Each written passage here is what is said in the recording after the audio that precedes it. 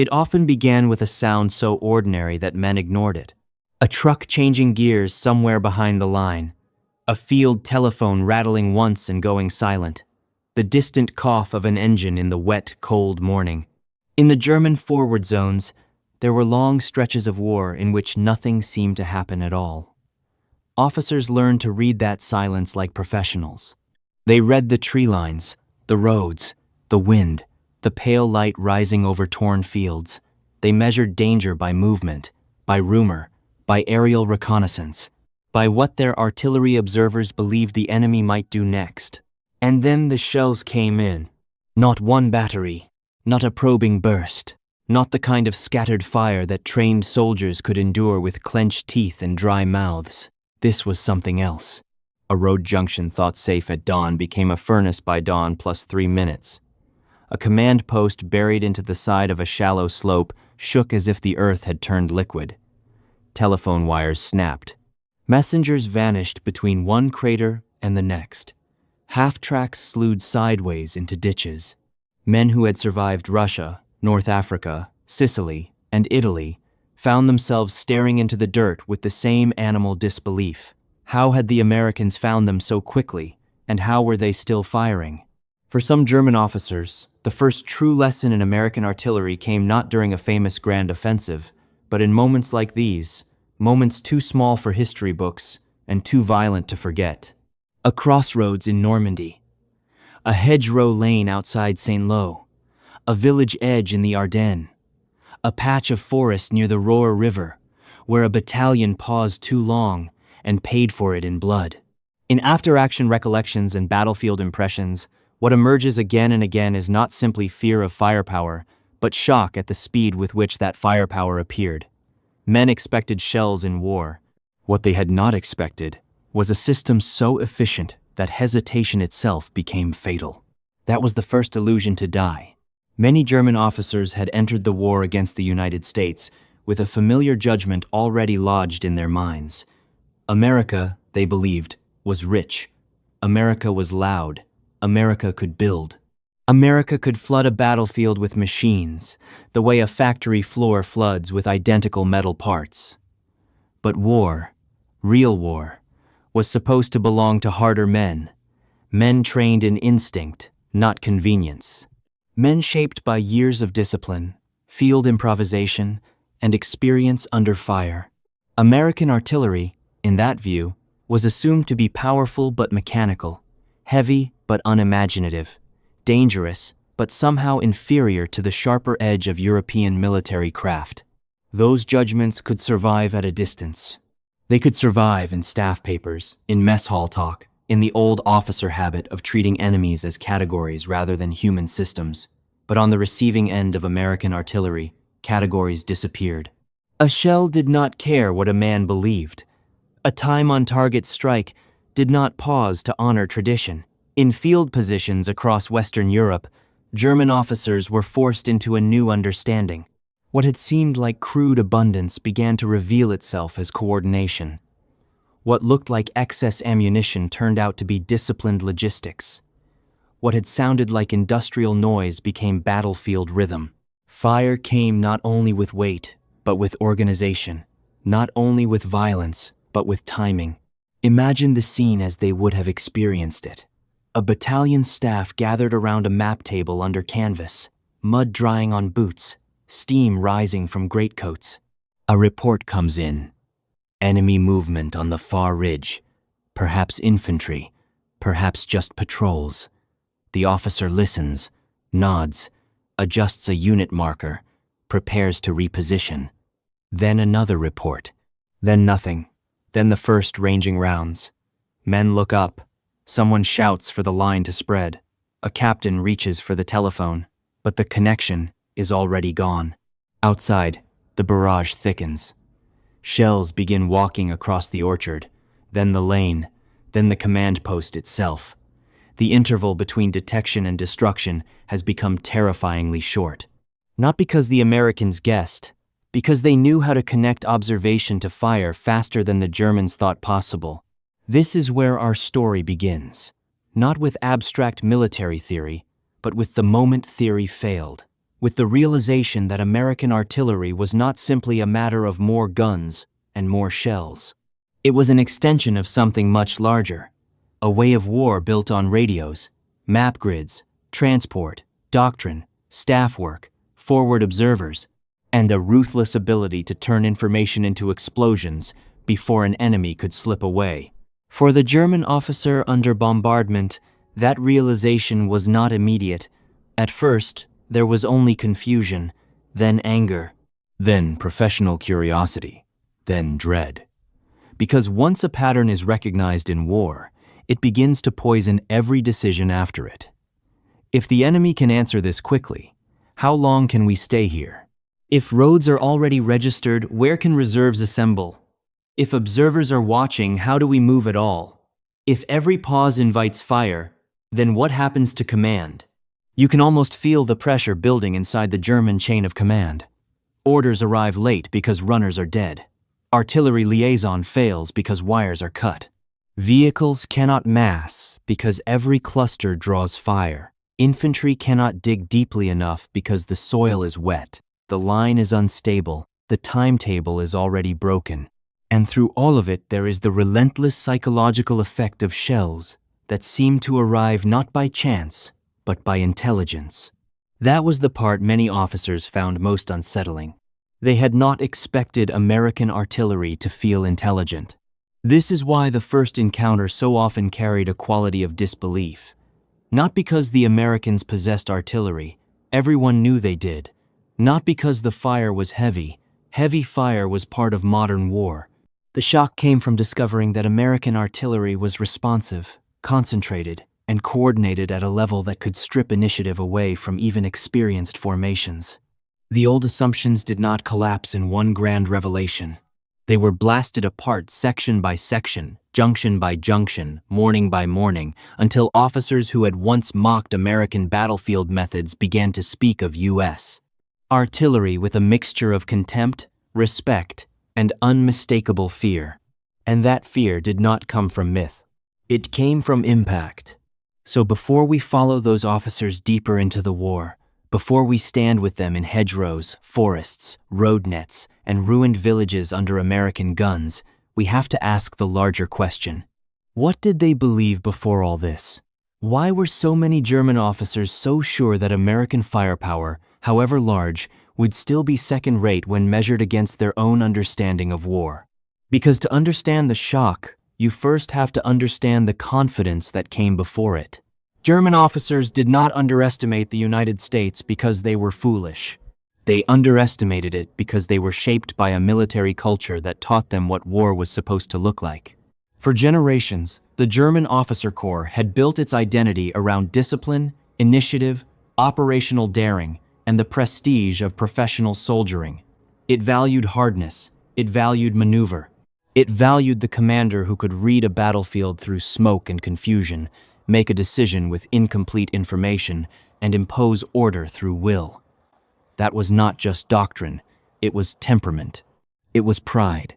And by the time the war against the Western Allies deepened, that pride had been reinforced by years of campaigns in which German formations had overrun enemies they viewed as slower, less adaptive, or too dependent on rigid command structures. That background matters, because it shaped the lens through which American power was judged.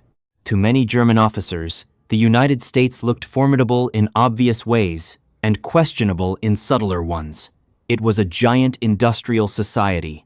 It could manufacture guns, trucks, shells, radios, and vehicles at a scale Europe struggled to imagine. But industry alone did not guarantee martial excellence in German eyes. They saw America as a country of comfort, distance, and abundance. A country not forged by continental wars in the same way Europe had been. A country whose soldiers, many believed, would bring material excess to the front, but not the same discipline of battlefield intuition that came from generations of military tradition. In that mental framework, American artillery was easy to reduce to a stereotype. Heavy, yes. Numerous, yes. Well supplied, certainly, but also predictable, centralized, overplanned. Dependent on communications and fuel and uninterrupted logistics. Dangerous in static set-piece engagements, perhaps, but not necessarily superior in the more fluid, violent, improvisational conditions German officers believed favored experienced professionals. There was arrogance in that judgment, but there was also logic of a kind. German doctrine had long emphasized mission-type command, local initiative, and rapid battlefield adaptation.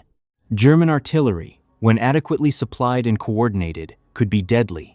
German officers had seen British, French, Soviet, and other Allied methods and drawn conclusions from those encounters.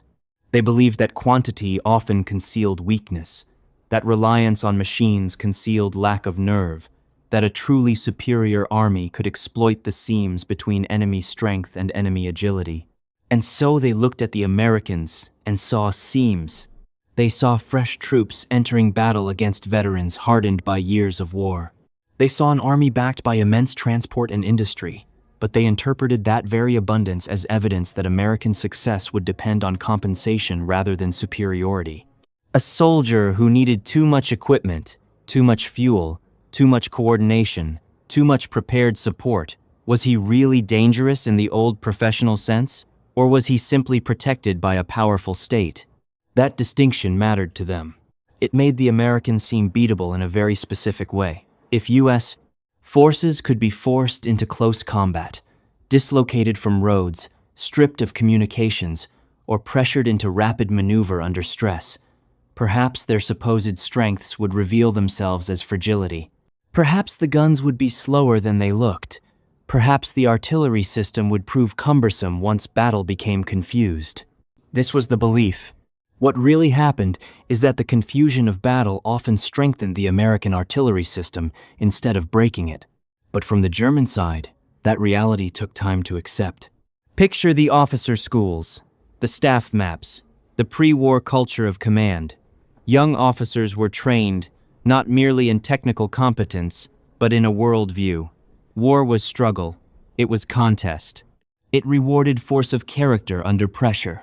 That worldview made it easy to admire enemies who looked culturally familiar and harder to fully respect an industrial democracy whose style of war seemed, at first glance, too procedural, too technological, too dependent on material conditions. There was a tendency to confuse a different military language with an inferior one. And that mistake was costly.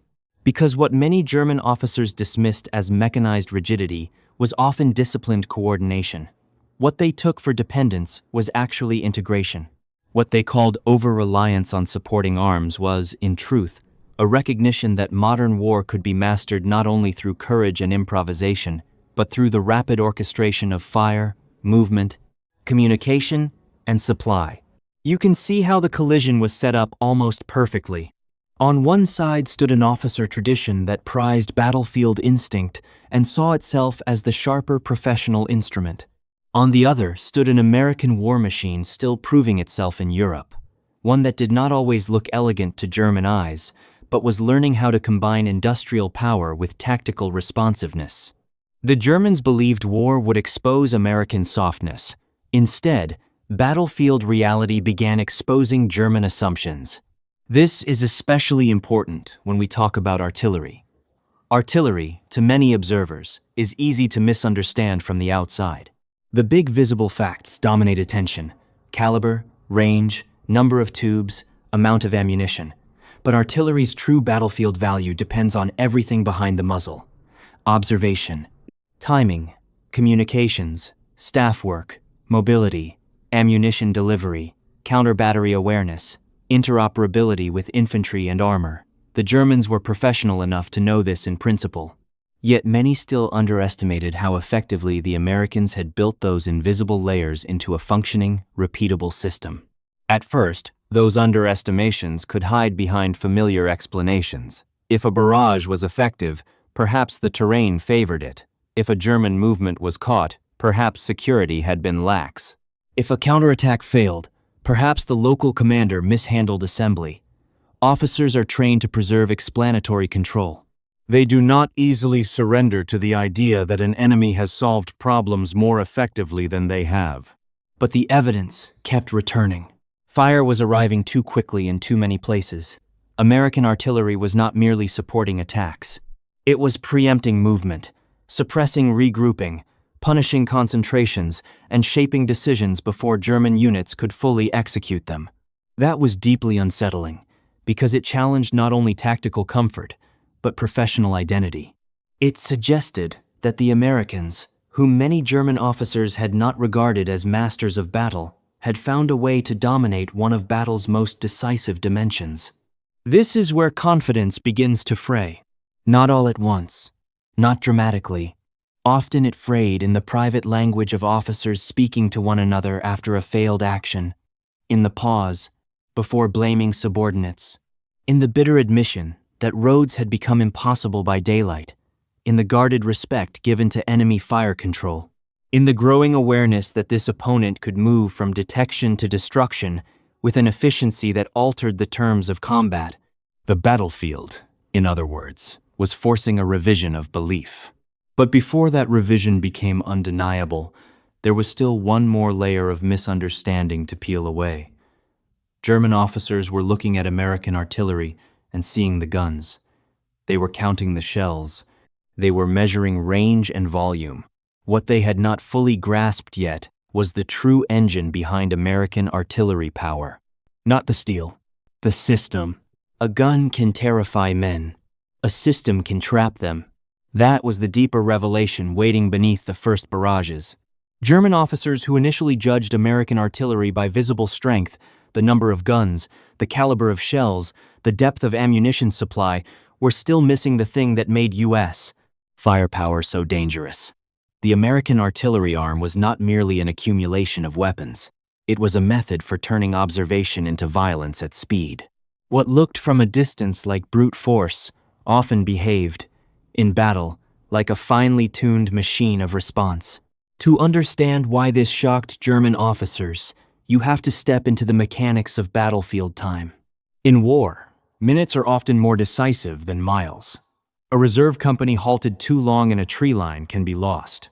A counterattack delayed by 5 minutes can miss its window. A battalion that thinks it has enough time to assemble might, under modern fire control, be destroyed before its commander realizes he has already been seen. German officers knew all this. They had lived by tempo for years. What they had not expected was that the Americans would become so effective at compressing the time between sighting a target and striking it. That compression came from communication, forward observers, reliable radio nets, standardized fire request procedures, surveyed positions, fire direction centers able to compute quickly and coordinate across multiple batteries. Liaison that linked infantry and artillery more tightly than German officers had assumed. Vehicles that kept the ammunition moving.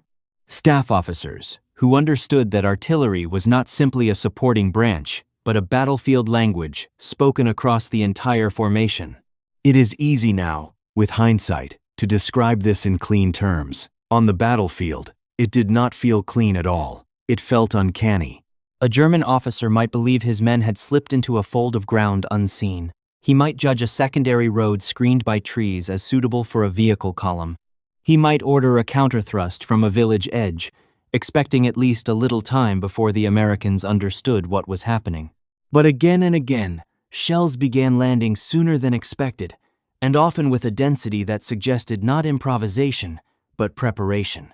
The Americans were not just firing more, they were solving the problem faster. This difference mattered more than raw range or shell weight. German officers were trained to think in terms of battlefield relationships. Where the enemy is, what he can see, how long he needs to react, where the seams are in his structure. What made American artillery so unsettling was that it reduced those seams. It shortened response cycles and widened the zone in which German movement became dangerous. The result was not just higher casualties. It was a growing sense that the battlefield itself had become transparent. You can imagine how that changes a commander's mental life. Every order begins to carry a second shadow. Move there, and you may be observed. Halt there, and you may be bracketed. Mass there, and you may be erased. The countryside ceases to be merely terrain. It becomes a grid of possible registrations, observation points, radio calls, and incoming concentrations. A lane through the hedgerows is no longer cover if it can be watched. A village square is no longer shelter if the Americans have already plotted it. A grove of trees is no longer concealment if a forward observer has even a partial view.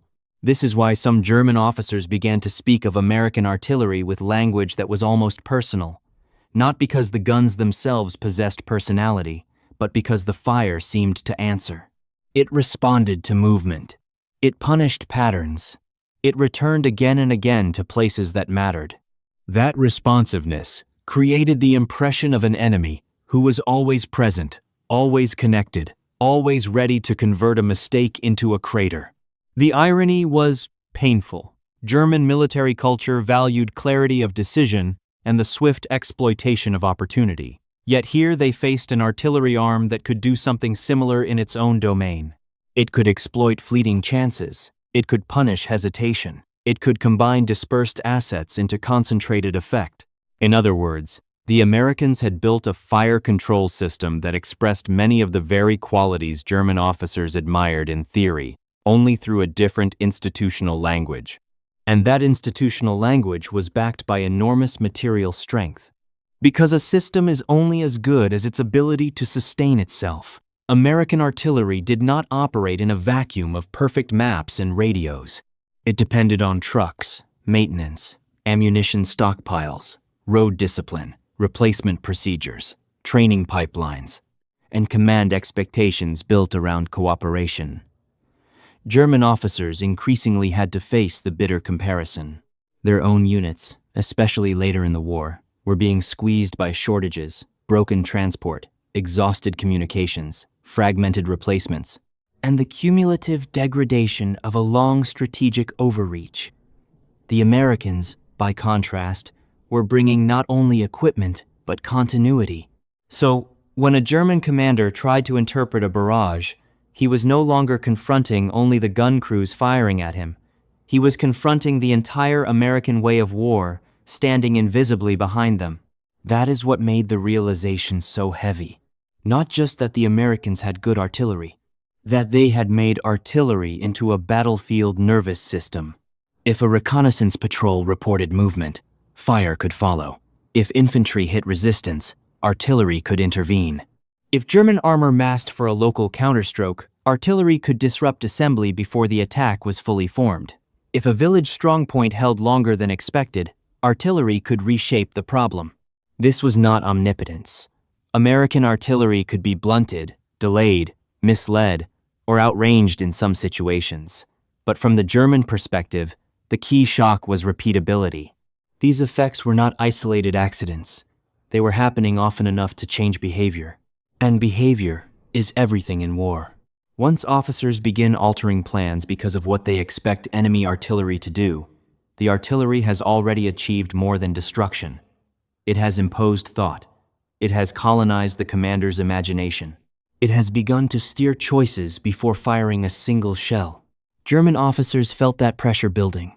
Some adapted, some denied, some kept blaming local failures. But the pattern was becoming harder to ignore. The Americans were not simply bombarding in large numbers. They were coordinating with unsettling speed and regularity, and that meant German units were losing not only men, but freedom of action. Still, one thing remained before the illusion fully broke. Professionals can survive a painful lesson if they believe it was exceptional. One bad day, one poorly chosen road, one exposed assembly area, one unlucky encounter with an especially efficient enemy formation. As long as the mind can classify disaster as unusual, confidence survives. But there comes a moment in war when the exception becomes the pattern. When officers stop saying, "This happened," and begin saying, "This keeps happening." That was the turning point. And when it came, it changed not just how German officers described American artillery, but how they moved, how they waited, how they hid, and how they feared. The most frightening changes in war do not always announce themselves with a dramatic headline. Sometimes they arrive as a quiet subtraction. A reserve company no longer waits in daylight where it once would have. A battalion commander refuses to mass vehicles in a lane that seemed acceptable a week earlier. A divisional staff issues new movement guidance not because doctrine has formally changed, but because too many officers have learned the same lesson the hard way. The battlefield narrows, options disappear. Men begin to act not on what they see, but on what they now expect the enemy to do. That was the real turning point in German encounters with American artillery. At first, officers experienced barrages as violent episodes. Then they began to understand them as a recurring condition. Not a punishment after a mistake, but an environment in which mistakes were instantly amplified. Once that recognition took hold, American artillery ceased to be an unpleasant support arm and became a force that shaped operations before operations even began. Imagine an attempted counterattack in northern France. The order comes in during the gray, damp half-light before morning. A local American thrust must be contained. German infantry, reinforced by assault guns or a handful of tanks, is to assemble behind a hedgerow belt and strike the exposed flank. On paper, it is the kind of action experienced German officers know how to execute. Quick assembly, limited objective, aggressive timing, hit before the enemy consolidates. But paper is not the field. The lanes are narrow. Vehicles bunch without meaning to. Infantry moves in short files between banks of earth and root-thick hedges. A radio operator slips in the mud. Someone reports enemy aircraft overhead earlier. Perhaps nothing, perhaps enough. The unit halts briefly because one vehicle is angled awkwardly in the lane. Then comes the first incoming round. Not directly on target yet. A correction, perhaps. Men flatten, engines rev. The officer shouts for dispersal, but dispersal is a fantasy in a hedgerow lane. A second burst comes in farther down the route, then another. Within minutes, the assembly area is no longer an assembly area. It is a trap. This was the moment confidence became alarm. Because what had been imagined as a maneuver problem became a fire problem. Not just a matter of casualties, though the casualties could be terrible. More than that, it was the collapse of sequence. Orders could not unfold in the intended order. The counterattack could not form cleanly. Men could not move from concentration to assault because concentration itself had become lethal. The attack failed before it properly existed. German officers encountered variations of this again and again. On forest roads, near village edges, in shallow valleys, in fields where terrain looked safe until registered fire made it otherwise. American artillery did not have to annihilate every target to dominate it. It merely had to break timing, disorder movement, sever command, and convince officers that any detectable concentration would be punished. That was enough to poison the next plan before it was even issued. The psychological effect was profound. Woods no longer felt like refuge if artillery could search them. Road junctions became objects of dread. Open ground, already dangerous, turned nearly unusable under observation. Even reverse slopes and village clusters carried a new vulnerability because officers knew that the Americans possessed the communications and staff procedures to shift fire with unnerving flexibility. The result was not only tactical adaptation, but shrinking confidence. A commander who once believed he could shape the engagement increasingly felt shaped by forces outside his control. You can hear the shift in tone if you imagine the conversations. Early in the war against the Americans, officers might speak of enemy artillery as heavy but conventional, something to be managed through speed and fieldcraft. After repeated encounters, the language hardens. Roads are impossible by day. Any movement draws fire. Assembly is too dangerous. We were caught before the attack even began. The map still shows options, but the guns erase them one by one. This is where war becomes claustrophobic. Not because the battlefield physically contracts, but because choice does. Officers still command units. They still receive orders. They still improvise. But they do so under an expanding awareness that the Americans have found a way to place artillery at the center of tactical control. Not absolute control, not magical control, but enough control to make initiative costly and to make every pause, every cluster, every predictable route a potential death sentence. It is important to linger here, because this turning point is not only military, it is emotional. Professional soldiers can endure danger, What corrodes them more deeply is the sense that danger is outpacing judgment. When a commander feels that his training no longer reliably protects his men, something begins to crack inside the discipline of command. He may still act decisively, he may still perform well, but the certainty that once anchored action starts to dissolve. Men notice. Subordinates hear it in the pacing of orders, in the insistence on concealment, in the clipped anger directed at any unnecessary movement. And once fear enters the command structure, it travels downward fast. Drivers hesitate. Infantry spreads too early or too late. Signals detachments struggle to maintain contact under bombardment. Medics cannot reach the wounded when fire keeps returning to the same ground. Officers stand in orchards or beneath shell-damaged beams and realize that American artillery has done something subtler than destruction.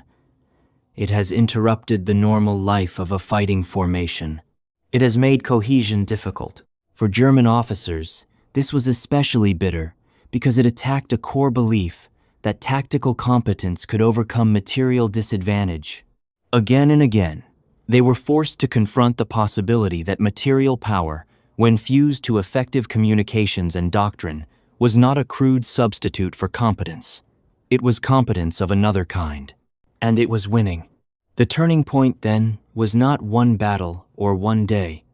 It was the accumulation of moments in which the same truth kept reappearing. The Americans could see quickly enough, talk quickly enough, calculate quickly enough, and fire quickly enough to break German plans in their vulnerable middle phase, the moment between intention and execution. That is often where wars are decided.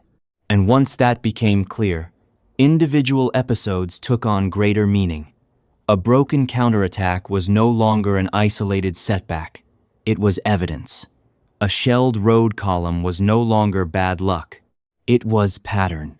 A village command post struck minutes after radio traffic increased was no longer misfortune. It was a warning. So now we narrow the lens. Because large truths in war are often easiest to understand when seen through one place, one formation, one patch of ground where men lived the lesson minute by minute. One sector where the American artillery system did not merely frustrate German command, but entered it like a storm and tore it apart from the inside. This is where the theory becomes personal. This is where the shells get names, the officers get faces, and the cost of misjudgment becomes impossible to ignore. Let us stand, for a moment, in the Ardennes. Not at the grand strategic height where arrows move across maps, but down in the cold woods and constricted roads where plans met mud, exhaustion, and American fire. The Battle of the Bulge is often remembered for shock, weather, surprise, and armored thrusts through the winter forest. But for German officers trying to maintain momentum after the initial gains, it also became a brutal classroom in what American artillery could do once the United States recovered its balance. Picture the scene in late December. The sky has changed. The weather that once shielded German movement begins to lift. Roads are crowded with vehicles, horse-drawn wagons, fuel trucks, self-propelled guns, ambulances, infantry on foot. Forest tracks churn into frozen sludge by day and hard ruts by night. Units overlap, detach, lose contact, improvise. Officers are already fighting the terrain before they fight the Americans. They need momentum. They need roads. They need time. Time is exactly what American artillery begins to take away. A German battalion commander, or perhaps a regimental staff officer, is trying to keep a local attack moving toward a road hub or a village that must be seized before American reserves fully settle in. The map makes the route seem narrow but workable. The column begins to move in the half-light. Men are tired, underfed, and running on the residue of the offensive's early success. Then the first American rounds arrive, perhaps drawn by observed movement, perhaps by pre-registered roads, perhaps by a request relayed through one of the many American artillery networks now snapping into greater coherence. The effect is immediate, but not always spectacular in the cinematic sense. One vehicle burns at an angle that blocks the lane. Drivers behind it brake, reverse, curse, bunch closer than they should. Infantry peel into the trees, where frozen branches and uneven snow make quick dispersion clumsy. A staff car takes shrapnel. Someone screams for engineers, someone else for medics, another for the unit to keep moving no matter what. More rounds come in, walking the road, then touching the ditches, then reaching into the edge of the woods. Radio messages become shorter, angrier. The plan begins dissolving under pressure no one can see directly. This is what artillery does when it rules the rhythm of a battlefield. Not only death, interruption. The German officer in that moment is not thinking about grand historical themes. He is thinking about the road, the blockage, the timing, the fact that the Americans are buying minutes with shells, and those minutes are turning into hours of delay. He may still believe his men can push through. He may still issue the order to reorganize and continue. But something corrosive is taking hold. He knows now that any regrouping is itself a target. Every attempt to restore order risks drawing more fire. That is the human scale of American artillery's power. It did not always have to destroy a battalion to defeat its immediate purpose. It only had to wrench the battalion out of sequence. The Ardennes offered many such episodes because it concentrated exactly the conditions that exposed German vulnerability: constricted movement, desperation for road space, repeated efforts to force tempo. American defensive recovery, aided by artillery that could mass quickly where it mattered. Officers who had begun the offensive, believing surprise and aggression would compensate for material inferiority, found themselves instead losing precious operational energy to a fire system that punished every attempt to compress the battle on German terms. And the deeper the battle went, the more that punishment widened. Villages intended as short pauses became shell magnets. Crossroads drew fire. Forest clearings were no longer safe gathering points. Medical evacuation slowed. Ammunition distribution slowed. Orders arrived after their moment had passed. Officers trying to project calm to their men found that artillery had a way of exposing every lie command tells itself, that things are under control, that the column is still intact, that the attack can still go in on schedule, that the enemy is reeling. Under repeated American shellfire, those lies became harder to maintain. You can almost see the faces. Not heroic in the theatrical sense, just worn. Eyes red from lack of sleep and cold wind. Hands numb against binoculars, greatcoats damp at the hem. The officer studying his watch while a stalled gun crew tries to unhook equipment under incoming rounds. The medic crawling toward two men in the ditch. The runner, barely more than a boy, sent to a company commander who may already be dead. The lieutenant trying to pull infantry into line for an attack that no longer bears any resemblance to the one described on the map an hour earlier. This is why artillery must never be treated as background sound in the story of war. In places like the Ardennes, American artillery was not supporting the battle from the edge. It was inside the battle, dictating its pulses. It enabled infantry to hold. It bought time for reserves. It shattered local concentrations. It deepened the natural friction of winter terrain until German offensive intent began bleeding away into craters, smoke, and delay. And, for German officers, that realization often arrived with a humiliating clarity. They had imagined American strength in terms of materiel and numbers, and those things were real enough. But on the ground, what they faced was not abundance alone. It was controlled abundance. An artillery arm capable of linking observers, command posts, guns, and supply into something greater than the sum of its tubes, something relentless. There is a special bitterness in war when a commander sees the logic of his enemy too late. He still has decisions to make. He still has men depending on him. But the battlefield has already changed shape around truths he did not fully credit when he had the chance. In the Ardennes, as in other sectors, some German officers adapted with skill and courage. They used darkness more aggressively. They dispersed more carefully. They shifted routes, delayed concentrations, tried to mask movement with terrain and timing. But adaptation is not the same as recovery. Often, it only meant surviving longer inside an environment whose rules now favored the other side. And if this was what American artillery could do in one winter campaign, on one road network, under one set of extreme conditions, then the larger question becomes inescapable. What did it mean across the wider war? What happened when the same artillery logic, appeared not just in one sector, but again and again, across France, along river lines, in forest belts, at village approaches, on every road where German commanders still hoped to regain the initiative. Because once a local lesson becomes strategic, it stops being a warning. It becomes fate. By the later stages of the war in Western Europe, German officers were no longer dealing with American artillery as an isolated tactical problem. They were living inside its consequences. That is a different kind of defeat. Not the sudden collapse of a front, not the dramatic encirclement that fills maps and documentaries with arrows and dates, but the daily erosion of decision-making power. A division might still hold ground. A battalion might still counterattack. A local commander might still improvise brilliantly under fire. Yet over time, the Americans' artillery system helped create a condition in which German plans became harder to assemble, harder to conceal, harder to sustain, and harder to rescue once they began to fail. The effects radiated outward. Movement patterns changed first. Officers who had once accepted daytime road use as risky but manageable increasingly treated it as reckless under certain conditions. Units sought darkness, poor visibility, broken ground, anything that might reduce the chance of detection. But these adjustments came at a price. Night movement was slower, coordination worsened.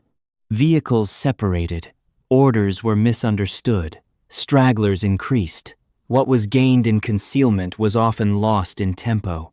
American artillery, combined with observation and air-ground pressure, pushed German formations into a style of movement that consumed energy and multiplied friction. Then came changes in concentration. War requires assembly. Men, vehicles, ammunition, engineers, signals, reserves, none of it matters if it cannot be gathered where needed. But American artillery made gathering expensive. Officers knew that crossroads, village centers, orchard margins, and road bottlenecks could become instant aiming points. Even when actual shelling did not occur, the expectation of shelling forced dispersion, and dispersion diluted striking power. A reserve battalion spread too widely for safety might arrive too loosely organized to counterattack effectively. An armored group forced into fragmented approach routes might lose the mass that made it dangerous. In this way, artillery affected combat before combat began. Counterattacks suffered especially. German doctrine placed enormous value on restoring local situations quickly, often through aggressive response before the enemy could consolidate. But such response depends on speed, concentration, and communication, all of which American artillery threatened.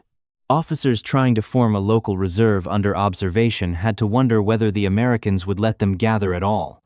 Again and again, shells turned the prelude to counterattack into the site of defeat. The result was a subtle but devastating shift. German commanders retained the desire to seize the initiative, but increasingly lacked the conditions required to do so cleanly. Logistics also entered the artillery shadow. This is one of the least glamorous truths of war, and one of the most decisive. Guns do not only kill frontline infantry, they break the routines that keep armies alive. Supply columns halted on exposed roads. Fuel deliveries delayed. Ammunition parked too long at vulnerable transfer points. Medical evacuation routes registered by enemy observers. Repair crews unable to work in daylight. Staff officers, faced with these disruptions day after day, had to devote growing attention to mere survival of flow rather than operational ambition. An army can still fight under such conditions, but its fighting becomes increasingly reactive. For German officers, that reactivity was maddening. Their profession had taught them to value purposeful action, yet here was an enemy fire system that steadily pushed them toward caution, delay, detour, and fragmented improvisation. Some officers began describing American artillery not merely as destructive, but as oppressive. Not because every shell hit, not because every barrage annihilated its target, but because the constant possibility of rapid fire made the entire battle space feel watched and punishable. This is where enemy reaction becomes historically revealing. German officers were not sentimental men, and they did not surrender professional judgment easily. When they began granting the Americans respect in this area, it was rarely grand or theatrical. It appeared in restrained phrases, in admissions that roads had become impossible, in comments about American speed of response, in the grim awareness that certain positions could no longer be held or reinforced without unacceptable losses. Respect in war is often measured by what commanders fear enough to plan around.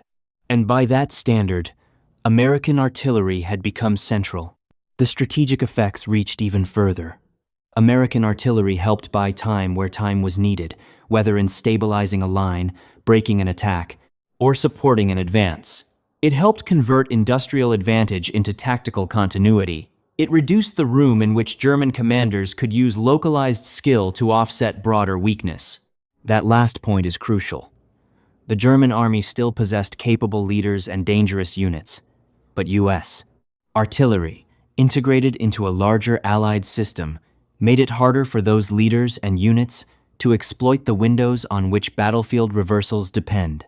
In practical terms, that meant American guns helped deny Germany the sort of operational breathing space from which surprises are born. And all the while, the psychological strain accumulated. Imagine being a German staff officer in 1944 or 1945, trying to build a plan under collapsing strategic conditions.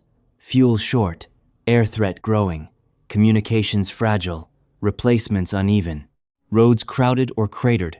Then add an enemy artillery arm that can answer quickly, mass widely, and keep pressure on your most vulnerable transitions. Even before a shot is fired in your sector, American artillery is already inside your calculations, reducing confidence, narrowing options, and forcing compromises. That is strategic power of a very modern kind. Not a single decisive weapon, but a networked capability that multiplies the effectiveness of everything around it. And for the Germans, this was perhaps the hardest admission of all. They had long believed that superior professionalism could compensate for enemy abundance. What American artillery demonstrated, in battle after battle, was that abundance itself can become a form of professionalism when organized properly. Supply discipline, standard procedures, radio competence, staff integration, observer networks. These are not glamorous virtues. They do not fit easily into myths of battlefield genius. But they win wars. Or rather, they make it possible for courage and sacrifice to matter in ways the other side can no longer easily counter. That recognition did not produce immediate collapse. German officers kept fighting, often skillfully and sometimes ferociously, but the space available to skill shrank. The artillery system pressing against them was part of that shrinking. It did not erase German agency, but it constrained it. It did not decide every engagement, but it influenced the terms on which engagements unfolded. Over time, that became one of the deepest strategic wounds American artillery inflicted, not only on German formations, on German confidence itself. And when confidence erodes far enough, historical meaning begins to change. What once looked like a technical advantage now appears as a revelation about the nature of the war itself, about industry, coordination, discipline, and the terrible cost borne by the men trapped beneath those lessons. So now the pace must slow. Because behind every discussion of systems, logistics, and operational consequence lies the human ground where those abstractions turned into broken bodies, shattered nerve, and silence after bombardment. If American artillery taught German officers anything, it was not just that their estimates were wrong. It was that modern war punishes illusion with extraordinary cruelty. After the firing stopped, the battlefield often looked less like victory or defeat than like a place where language had failed. Trees splintered chest high, their trunks peeled open by steel fragments. Farm walls collapsed into heaps of brick and plaster dust. Horses lying twisted beside wagons they never finished pulling. Abandoned helmets, half filled with rainwater. Men who had survived the barrage moving through smoke and mud with the careful, stunned steps of those not yet certain they are still alive. This was the ground on which larger judgments had to be made, not in staff colleges, not in propaganda. Here, American artillery, at its most effective, represented far more than tactical success. It represented the conversion of industrial capacity, communications discipline, and organizational competence into human devastation on a scale that German officers could no longer dismiss as crude mass. That realization carried a bitterness sharpened by pride. Many had entered the struggle believing that true military excellence belonged to the hard, the practiced, the professionally severe. Yet the battlefield was teaching a harsher lesson. Modern war belonged increasingly to those who could connect knowledge, machinery, supply, and decision faster than the enemy. And beneath that lesson were bodies. It is important never to let systems talk erase the people who suffered under them. A barrage described in maps and reports becomes something else when seen from the trench, cellar, road ditch, or forest slit where men waited for it. The first rounds rarely carried the full emotional force. It was the continuation that broke men.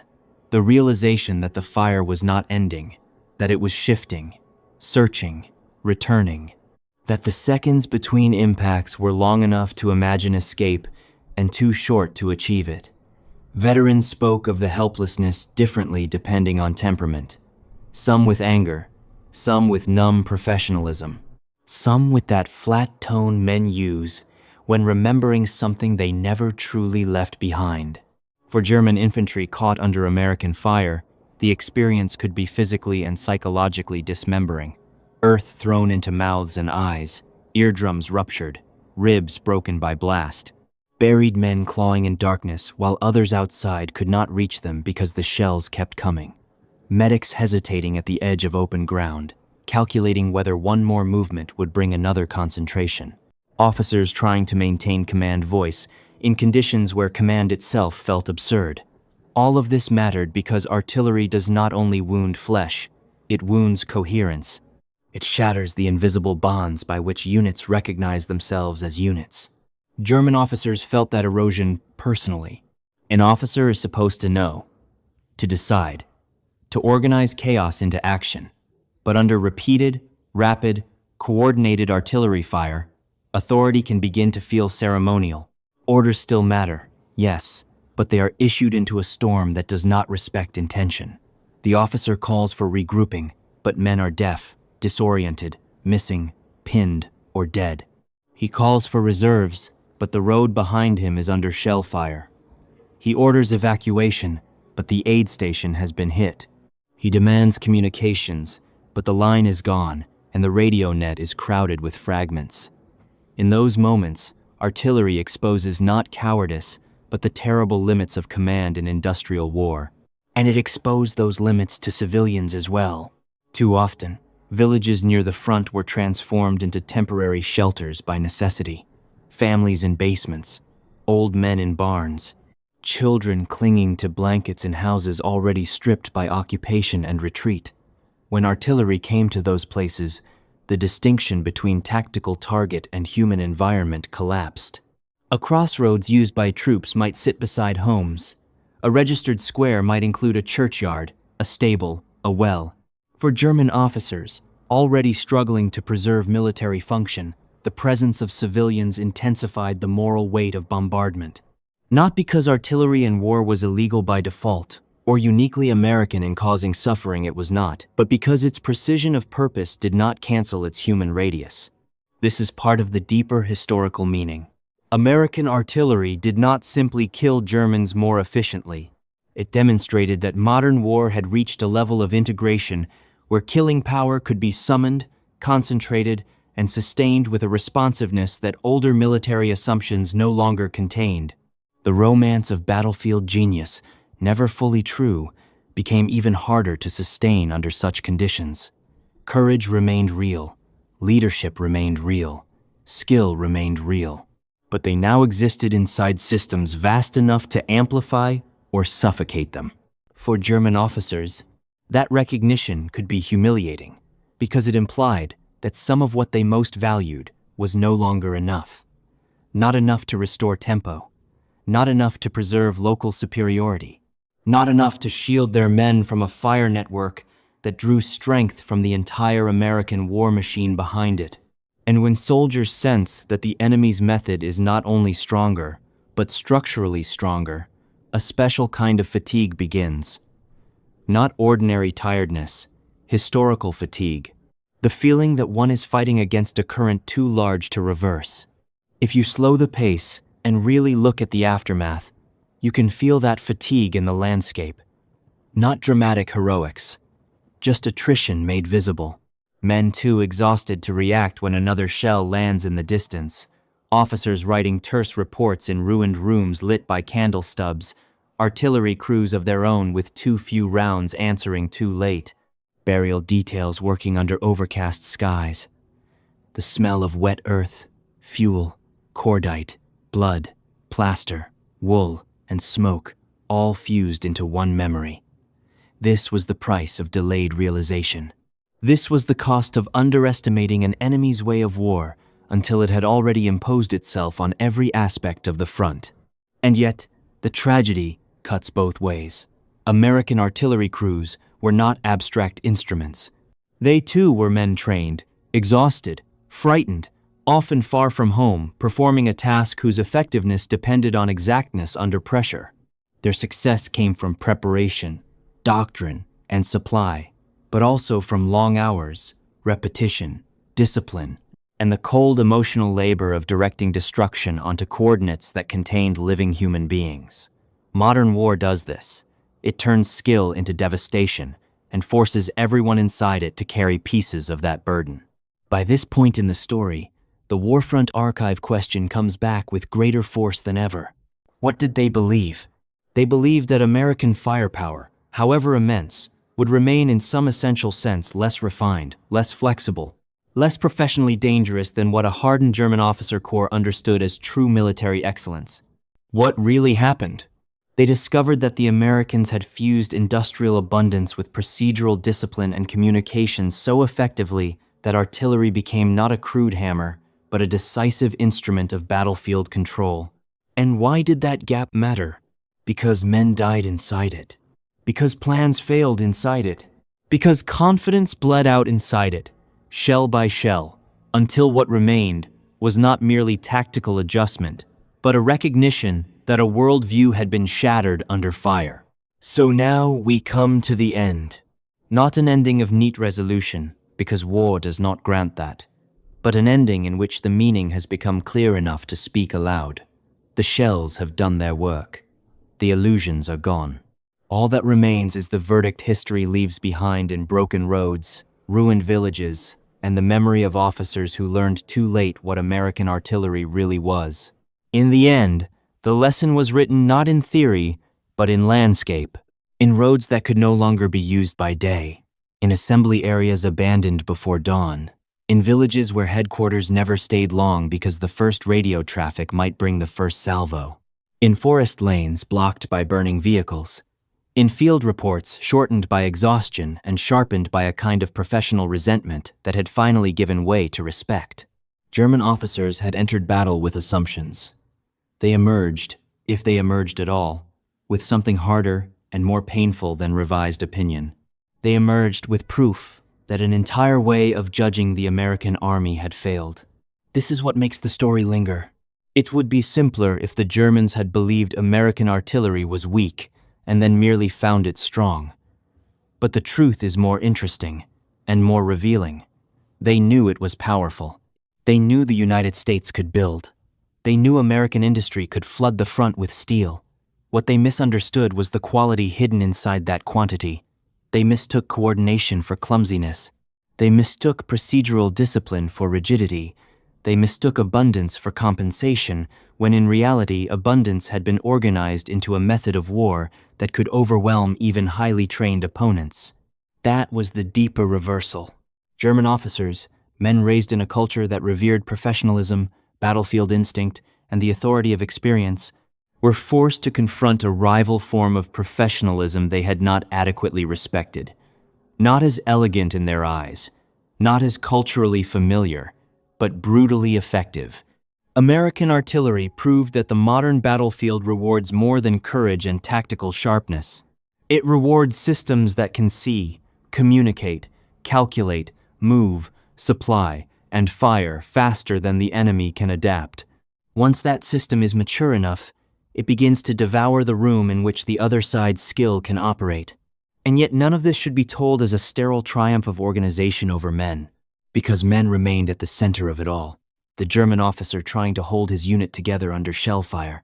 The American forward observer speaking into a radio with calm urgency while rounds are adjusted onto a hidden road, the medic in the ditch, the driver backing a truck through mud as fragments slash the trees above, the staff major staring at a map whose clean symbols bear no resemblance to the burning village outside. They were all caught inside the same machinery of modern war. Some operated it, some suffered under it. Many did both. If you stand long enough in the emotional ruins of this story, one truth becomes impossible to ignore. Artillery did more than break bodies and positions. It erased illusions. It forced German officers to accept that what they had dismissed as American overdependence on material strength was, in fact, a terrifyingly coherent form of military power. It revealed that industrial depth, when matched with training and doctrine, could become not an inferior substitute for battlefield excellence, but one of its highest forms.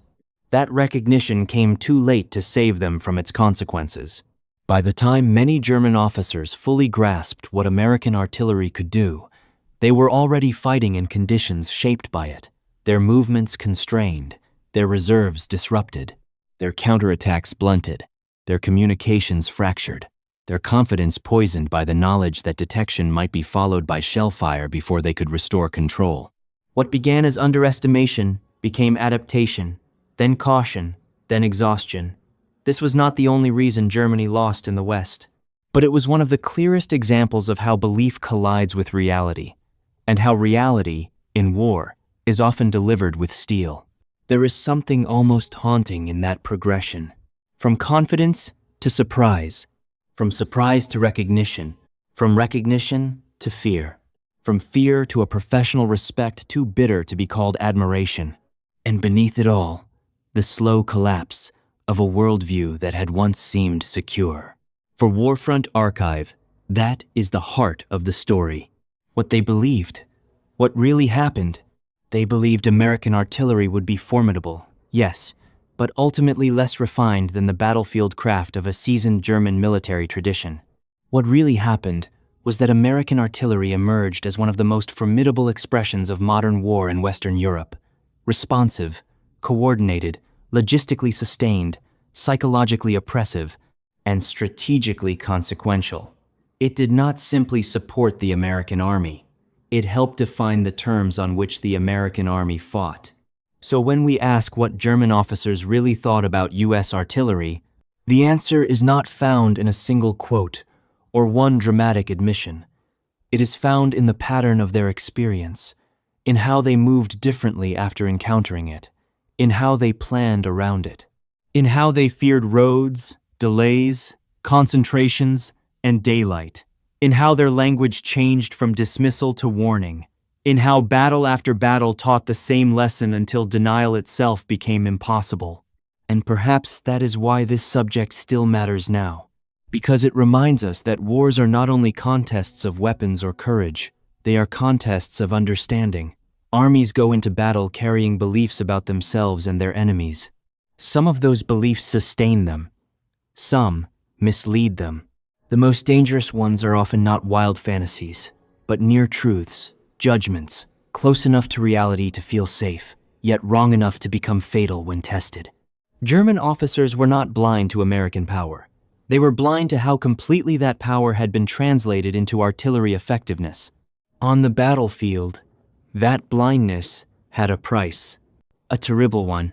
So the next time you see a map of the Western Front marked with arrows, breakthroughs, withdrawals, and named operations, remember the less visible force beneath it, the observers on distant ridges, the radios crackling in mud-splashed jeeps and command posts, the guns aligned in disciplined depth, the shells stacked, hauled, calculated, and fired.